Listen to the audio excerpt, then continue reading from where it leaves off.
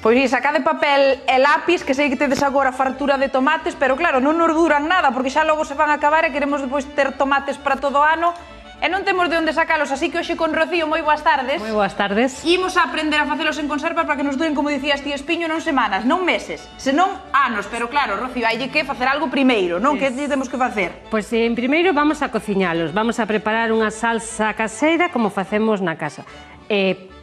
Pelámonos, sacamos a pel e vámonos levar para aquí, para a cociña. Vamos para a cociña. Donde temos aceite de oliva, vamos a engadir un pouco de cebola, pero podemos engadir cenoura, un pouco de calabacín. A miña nai botalle moitas verduras cando fai estas salsas. Allo, porro. Vale, entonces isto que vamos a facer é pois que se vaya fritindo ben, que se vaya desmenuzando, canto máis tempo, mellor. Claro, que está máis saboroso, claro. Non? Botámoslle especias ou non? A min gustame o gusto. Podemos botar sal, por suposto. Vamos botar un pouco, a ver. Un pouco de pementa, orego, se nos gusta... Orégano. O romeu, un poquinho de tomillo, aí xa xogamos. Isto vaise pochando, non? Vaise cociñando pouco a pouco. Isto vai ir lentamente hasta ter máis ou menos esta textura, é dicir, que estean ben os tomates ben desfeitos. Isto vámoslo levar a triturar. Podémoslo deixar así, non? Hai xente que lle gusta os tropezós. Sí, pero bueno, normalmente, pois, se é salsa, podémoslle pasar o batedor. Claro, vámoslle pasar o batedor. Vamos dar un pouquiño, Saúl, de sonido, perdón, pero temos que facer os procesos todos porque senón a salsa non nos sale ben. Moi rápido, un segundo. É como dicen José Luis e Adrián, un mix. Un bate-bate e xa está. Aí está. Que nos queden ben ao gusto, non? Aí ben trituradinho. Vámonos deixar aí. Se leva algún tropezón non pasa nada, que iso é rico.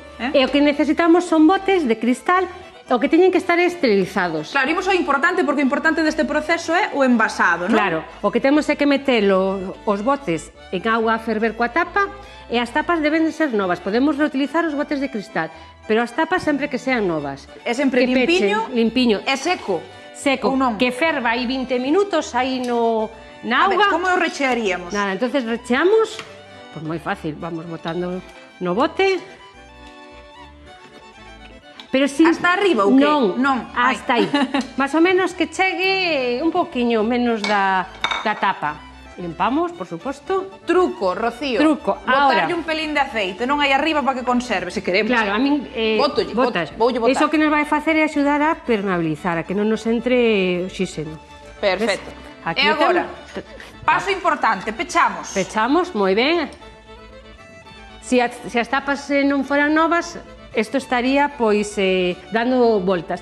E agora temos aquí auga, unha tarteira con auga, e temos que metelos aí, pero que estean cubertos por auga. Claro, esta auga teria que estar quente e fervendo, imagino que hai que fervelos, claro, non? Isto, así, partimos de frío e teñen que ferver 20 minutos.